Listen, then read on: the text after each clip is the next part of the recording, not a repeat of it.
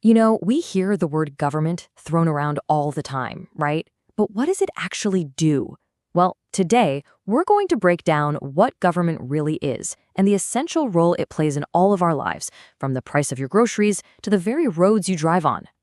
So to kick things off, let me ask you a question. What on earth do onions, railways, and your local school all have in common?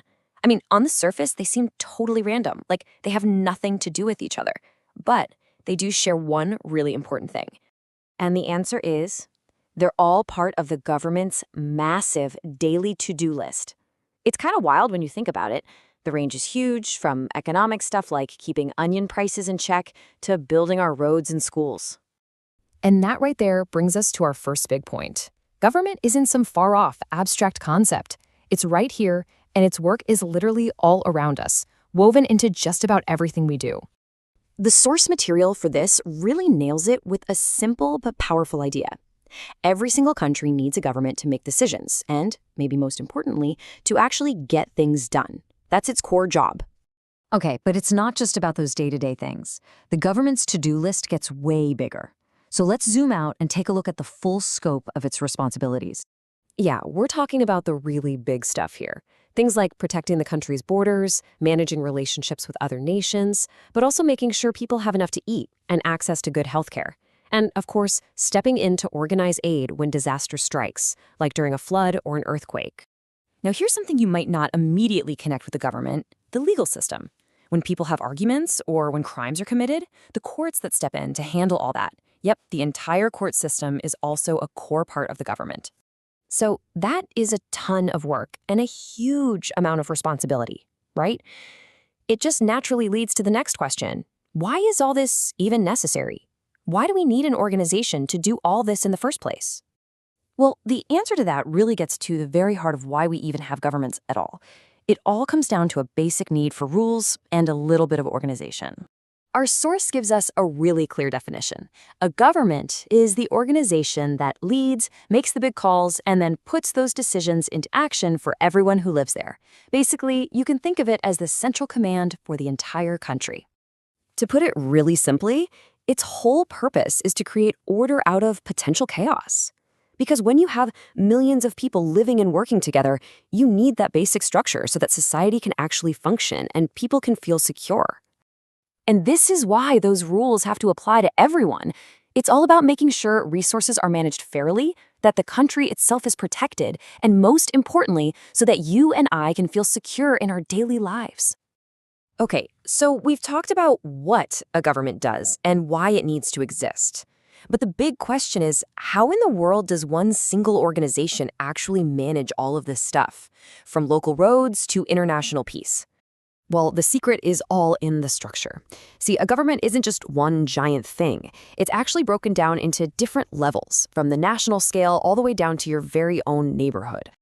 So, at the very top, you've got the national level. This is the government that's dealing with the big picture stuff that affects everyone in the country, like national defense and the economy. Then, one step down from that, you have the state level. This is the government that looks after things for a whole state, like Haryana or Assam, for instance, and handles issues that are specific to that region. And then we get to the level that's closest to home, the local level. This is your government, the one in your village, your town, or your city, dealing with things like local parks, sanitation, and community services. So there you have it, this three-level system: national, states, and local. It's this setup, this smart division of tasks, that makes it possible to manage a country's incredible list of responsibilities. All right, let's pull all this together. What's the one big idea you should walk away with from all this? Really, the key takeaway is this. Think of government as the operating system for our society. It's constantly working on all these different scales at once, from something as huge as national security down to the details of your local school, all just to help us live together. And I'll leave you with one final question to think about. When you look at your own daily life, the roads you use, the water you drink, the local rules you follow, which one of those levels of government do you think you actually interact with the most? Have you ever stopped to think about it? I mean, really think about. Who gives a government the power to make rules that you and I have to follow every day? It's a huge question, and it gets to the very heart of how we all live together. So, in this explainer, we're going to dive right into that and uncover the pretty incredible story of how we got to where we are today. So, this is it. This is the big question. Who gives the government its power? Because, the answer to this question changes everything. It's what separates a system where you're just a subject, someone who's ruled over, from a system where you're a citizen with a real voice in how things are run. I mean, just imagine a world with no rules at all. It would be total chaos, right? That's exactly where government comes in. It's the system we've all agreed to bring some order to society and set the rules for, well, pretty much everything. Now, a government's power isn't just about dreaming up laws. It's also got to be about enforcing them.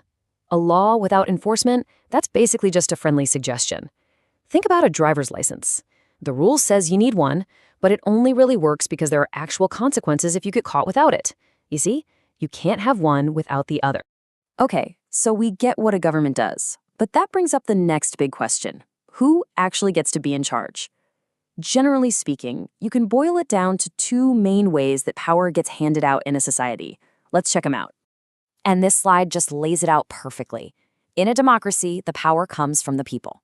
In a monarchy, it's held by one person, a king or a queen. And that single difference changes everything when it comes to accountability. In a democracy, the government has to answer to the people. A monarch, well, they don't really have to answer to anyone. All right, let's zoom in on democracy, since that's the system most of us are familiar with. The word itself means rule by the people, which sounds great, right? But what does that actually look like in a country with millions of people? How can every single person really have a say? This is the really powerful, almost radical idea at the heart of democracy. It's this belief that we should all have a say in the rules that shape our own lives.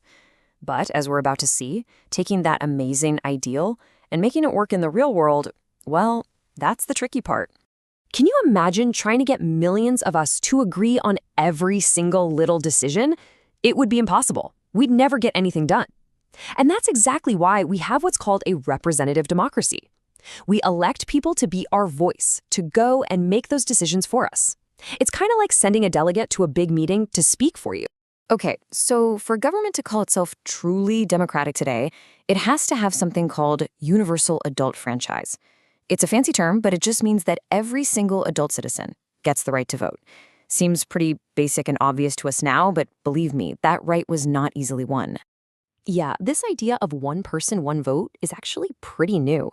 For most of history, the right to vote was a privilege, and it was reserved for a very, very small group of people. The story of how that all changed is one of struggle, sacrifice, and a relentless fight for equality. Let's be clear. This fight for the right to vote was long, and it was hard. Governments almost never give up power just because it's the right thing to do. It has always been the people who have had to demand their rights, often at a huge personal cost. So back in the early days of so-called democracy, the right to vote was basically an exclusive club for wealthy, educated guys. The vast majority of people were completely left out. Women, the poor, people without a formal education, their voices were totally silenced. And this quote from Gandhiji from back in 1931 just cuts right to the heart of how unfair that was. He's saying that a person's character should matter more than how much money they have or how many books they've read. It's such a powerful message, and it's just as true today. And this wasn't just happening in one place. This fight was going on all over the world. People were marching for independence. Workers were going on strike. It was this global movement of regular people standing up and demanding to be heard. The women's suffrage movement is a perfect example of how this change happened. World War I turned out to be this huge, unexpected turning point. With so many men away fighting, women stepped up and started doing all this men's work. And you know what? It completely shattered old stereotypes and helped pave the way for women to finally win the right to vote. These women, the suffragettes, they were not just sitting around waiting for change. They were out there making it happen. They chained themselves to railings. They went to prison for protesting. Some even went on hunger strikes. They were absolute pioneers in the fight for equality. So, after that whole journey through history, it really brings us to a crucial question. What does all of that mean for us today? How do we honor the incredible sacrifices of all those people who came before us? The bottom line is this. The right to vote is not some gift that was just handed to us. It is a hard-won victory. It's proof of the courage of generations of people who fought for a fairer, more equal world. And that's a legacy we all have a responsibility to protect. The fight for the vote was long and it was difficult, but it was won. Now, the torch has really been passed to us. So the question we all have to ask ourselves is, how are we going to use this precious right to shape the world we live in? Thanks for joining me on this one.